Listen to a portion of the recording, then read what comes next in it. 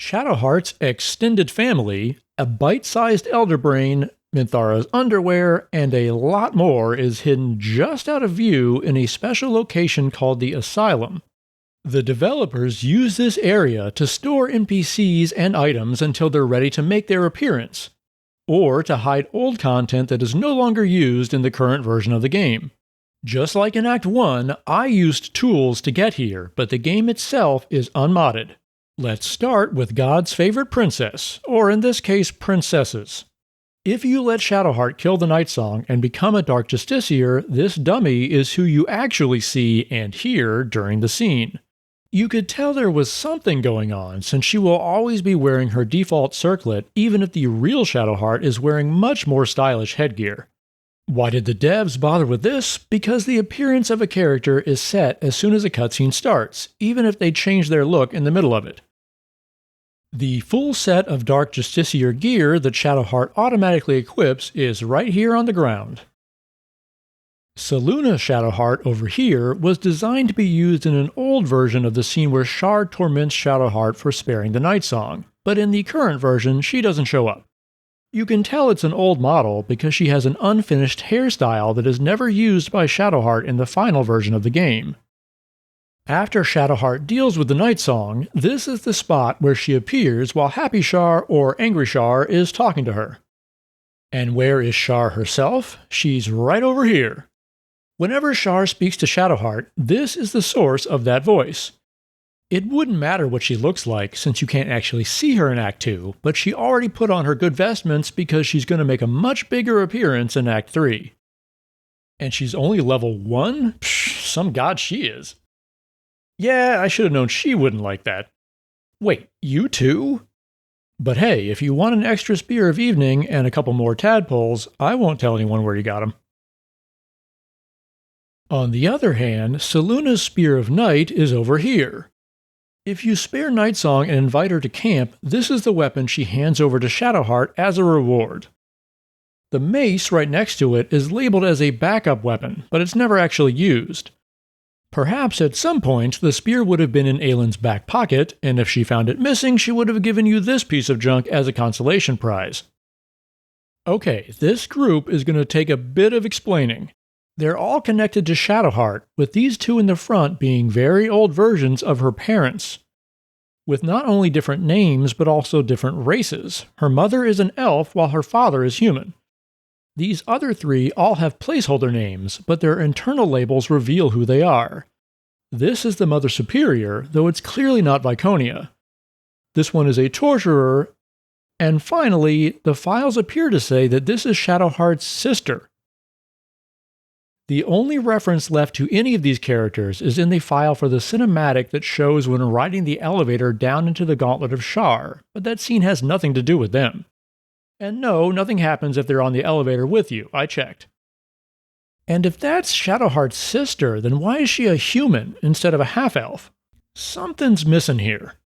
To get to the bottom of this mystery, we have to go way back to the early days of early access. In this old patch, there is a dialogue file for a scene showing one of Shadowheart's memories that would have been triggered while in the Gauntlet of Shar, which was originally planned to be right here in Grimforge. To make it a bit easier to read, I've replaced the IDs with the placeholder names. All 5 of the characters are in this scene, and we see that it's not Shadowheart's actual sister, but rather the Sister Superior, who is forcing Shadowheart to torture her parents. Which explains why those 2 characters in the asylum look so beat up. Shadowheart also seemed to have some sort of inherent magical power in her hand that may have come from Selûne, since the early access note describes her hand as giving off sparks that resemble moonlight, and back then the flare-ups happened in her left hand. In the released game, it is the wound in her right hand that flares. And now that I've started digging into the early access files, there's probably going to be more videos about that in the future, so consider subscribing to the channel if you want to see it. Speaking of torture, okay, that was an awkward segue, but the point is the self-same trial was originally called the Mental Torture Trial. And this is what the clones all look like before they get a chance to copy you. This Rod of Resurrection is not used anywhere in the game, though the files do connect it to Balthazar in the Gauntlet of Shar. There was a Rod of Resurrection item in Baldur's Gate 2, and Balthazar is also originally from that game, so this might have been another planned reference. I always thought it was a bit strange that this treasure is locked behind a door with such a high DC and no other way to open it besides knock. It turns out there was meant to be a way to open the door with some sort of control. The mechanics of how it would work are still in a script, but the item itself is not in the files. Usually I find leftover items with no use, but this time I found a leftover use with no item. The script itself references a cleric of Shar, which is also nowhere to be found in Act 2 of the released game.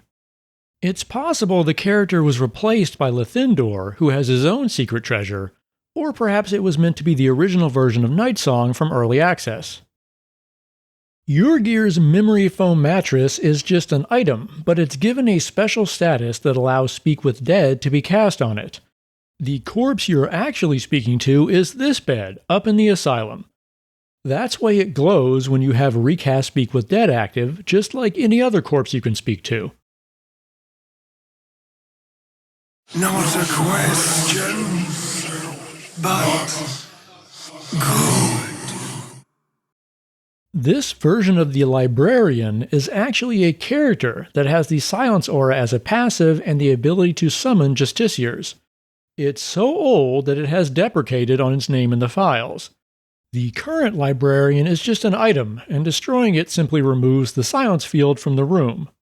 Also in the Silent Library, there's this door floating under the ground. What's it there for? This is where the Shar door moves to after you open it, of course. Right next to that old librarian in the asylum, we've got an extra set of Minthara's undergarments. These were added in patch 6 and are automatically equipped onto Minthara if you knocked her out in Act 1 and stole every stitch she had on. This way, when she shows up in Moonrise, she can maintain her modesty in front of the goblins. When you investigate the cracked wall in Moonrise Towers, not only is this the object that you reach your arm through during the scene, it also speaks during the dialogue. When the Absolute takes on a more normal tone, this piece of wall is the source of that voice. The big booming Absolute voice in that scene is over here, but the model it uses is invisible. You can still mouse over it to know it's there, but I can also make it a bit easier to see if I cover it in something. Down in the Moonrise prison, there's a key stuck in a wall way out here where Larian thought they could hide it from me. Internally, it's called the Trap Room Entrance Key, but there are no doors or anything else that it unlocks. Digging deeper, I found that there are still pieces of the environment in the prison labeled as Trap Room, and they're all in the area that now has the spot where you can jump up to reach the boat. But what's more interesting is this very old dialogue with a character called the Cellar Master, who would have been guarding the trap room door. He's described as a male drow with short swords where his arms would be, which he's not too happy about. The dialogue makes many references to Illumination, a plot thread that is completely absent from the finished game. It's only referenced in a dev note that says the Absolute would have mentioned the Path of Illumination when she first talks to you in Act 1. And in fact, the Cellar Master dialogue is so old, the Absolute is referred to as he. When talking to the severed head in the Mind Flayer colony, you're actually talking to this severed head that's floating here in the asylum. It's floating because it has a body, but that body is invisible. If I make it a bit more visible, you can see its creepy giant hands. This is a piece of Mind Flayer furniture meant to be used in the colony. Meant to not be used. It does look an awful lot like a really big resonance stone. Duke Ravengard is here so that he can make an appearance during the introduction of Orin and Gortash in the colony, and the poor guy is already kneeling. And if I change his appearance a bit, that will also be reflected in the cutscene. The cute little Elder Brain over here takes part in the same cutscene, but I'm sorry to report that disguising it as something else doesn't show up during the scene.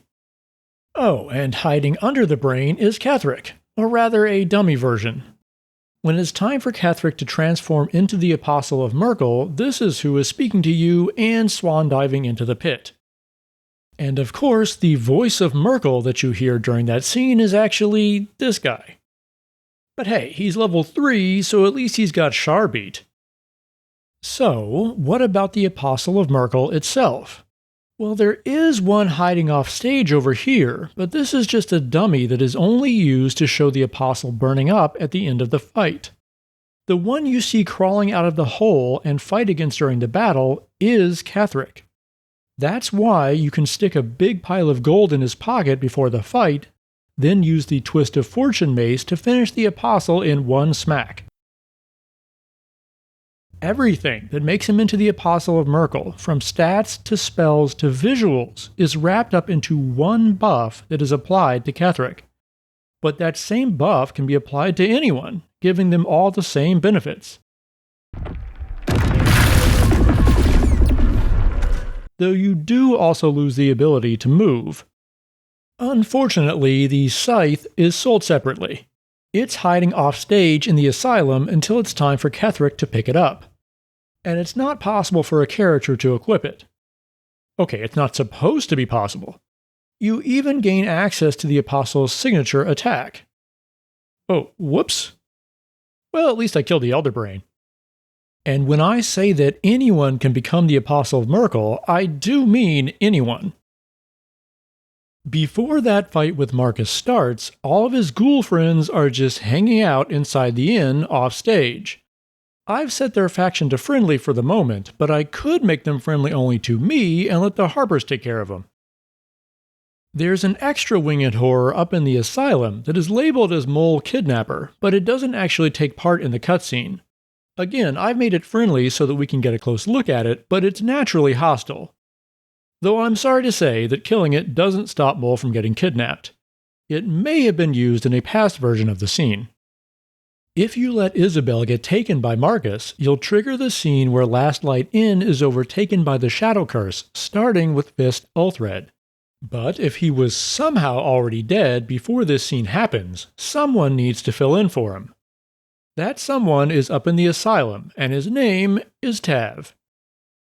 Oh, and if Marcus dies during the attempt to capture Isabel, but she still gets knocked out by the winged horrors, there's one last ghoul waiting around off stage just to carry her to Moonrise. No joke, this one is called Taxi Ghoul in the files. In the current game, Khalid's gift isn't found until Act 3, but this one here is referenced in the script for the ending segment of Act 2, when Jaheira is waiting around in Moonrise. There's no clues for why it's here other than flags for having and giving the item during dialogue. So it may have been that the player would have found the necklace and handed it over to Jaheira, or that she would have given it to the player as a gift. These days, Damon creates the flawed Helldusk pieces on the spot when you trade him the Infernal Iron. But prior to patch 3, the items were teleported from up here into your inventory. The reason the items aren't already in his inventory is so that you can't just buy them or pickpocket them. For the same reason, Bex's handmade cookies are also sitting up here getting stale. If you try to swipe these before she's ready to hand them over, all you get is a potato. There's nothing in this spot right now, but depending on your choices in Act 1, it might look like this. If you don't convince Roland to stay and protect the Grove, not all the Tiefling refugees will make it to Last Light Inn. If the Ritual of Thorns completes before you help the Tieflings, then none of them will make it. So how does the game handle that scenario? When you first enter Act 2, any Tieflings that shouldn't make it to Last Light Inn alive are all teleported up into this spot and killed, then set off stage. If Roland did stick around, he'll end up running off into the darkness looking for Cal and Leah. When he does, he'll leave behind this hologram projector. And the speaking hologram itself is this Roland dummy in the asylum. Though you could make a case that every version of Roland is a bit of a dummy. And to make sure that Roland has a light source to protect him from the Shadow Curse, he has his own dedicated torch sitting right here. Halsin also gets a torch of his own, used when he walks out to the lake to open the portal to the Shadowfell. Thaniel isn't even in the Shadowfell at all, he's just hiding right here. And of course, all of the shadows are also waiting around off stage. What is that out across the lake, anyway? Torches and a boat? This is where your campsite is if you go to camp while inside Last Light Inn. So, when you're in that camp, you can also see the spot where Halsin's portal would be, as well as Isabel's balcony. Her room is a bit sparsely furnished, though. Speaking of camp, just like in Act 1, each of them has a matching location called a private camp room, used for very few cinematics. In Act 2, one such example is seen when the butler shows up to congratulate you for killing Isabel. And not only are the visuals of the room unique to each camp, but if you choose to kill Sceleritus, how he dies will change depending on which camp room you're in. For the indoor rooms, like this one in Moonrise, you'll toss him into the fireplace. But for the open rooms, like the Last Light Inn beach, he'll go flying off into the lake. Karlach's romantic night also takes place in the private camp room, but it doesn't make a good example since it shows little of the room and a bit too much of the romance. Though on the topic of companion romance, Gale's night under the stars begins when he takes off and leaves his double behind. But he's actually just standing around off stage with his normal dialogue. Oh no, Gale, don't do it. The Karsite Weave.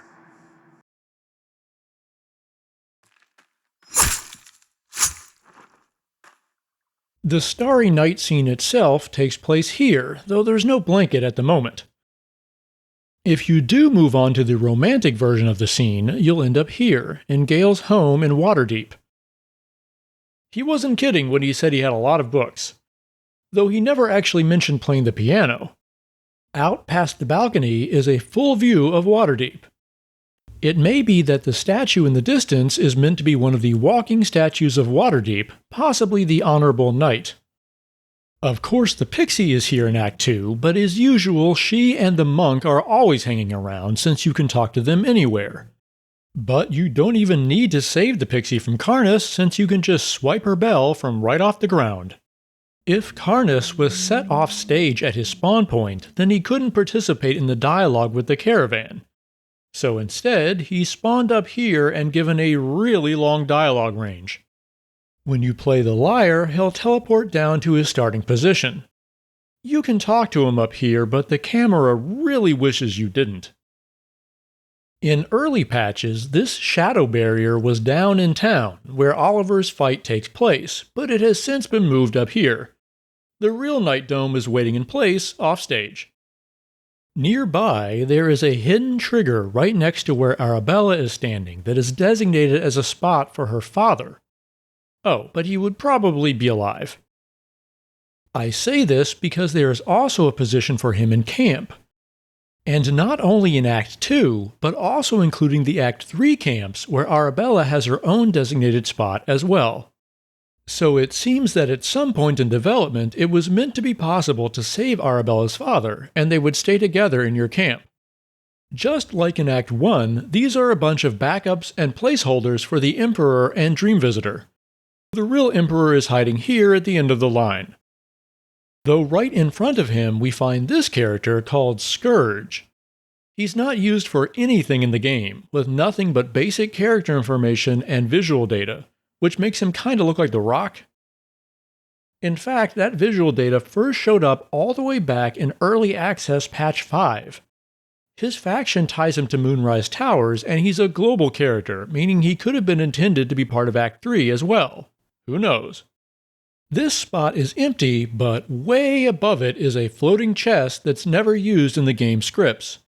Unfortunately, I can't get close enough to open it up there. But I can bring it down to me. Wasn't worth the trouble, though.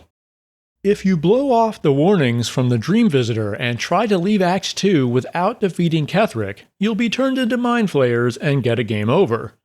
Though if you look closely in the background, or quickly when returning to the main menu, you can see that your characters are actually standing around on the brain platform where the final battle takes place. That platform is floating way out here just for that scene. And you can even walk around on it, though you can't climb the arterial mesh. The voice of the Absolute that speaks to you during that scene is in the asylum, but it's as invisible as you can get. Even hovering the cursor over it shows nothing, so let's change it to something a little easier to see.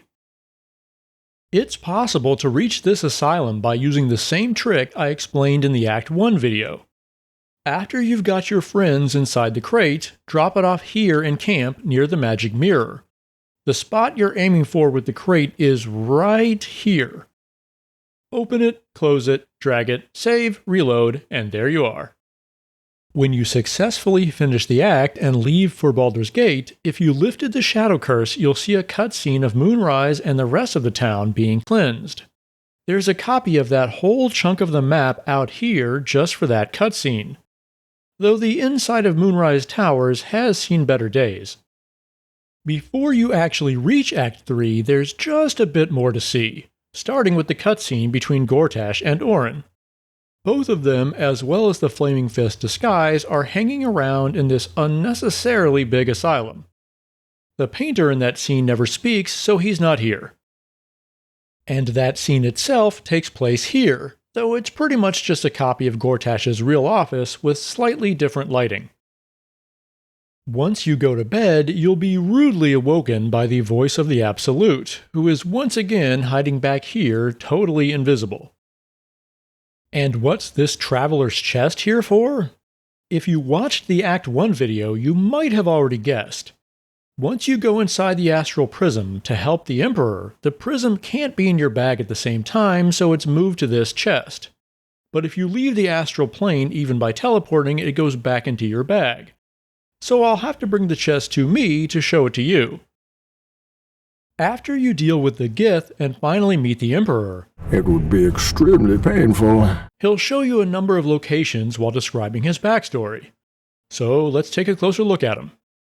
These are the city walls, but there's not much to see other than the Royal Lance board back here. Though I'm not sure why old Baldy bothered casting Featherfall and diving off, since there ain't much to see down there either. Moving on, we have the original uncursed version of Moonrise Towers. And hey, there's a sale on pottery. Inside the tower itself is a bit empty, and I think the construction crew forgot something when building these stairs. The dungeon is not actually under there, but rather way over here instead. The chair from the cutscene isn't here, but you can see the streak of blood on the floor. It's nice to get a better look at the Emperor's office in Baldur's Gate since it's quite well furnished. And let's take a look at what's on the table. Wait a second, invasion plans? I knew it! Taking a short hop over here, we find the den where Impy shares a drink with Stelmane, and where Gortash makes his sudden entrance. And finally, this city street where the Emperor indulges in a late-night snack. If you never saw the Act 1 Asylum video, maybe give that one a look. And if y'all want to see even more of these, let me know and I'll move on to the Act 3 maps. Thanks for watching.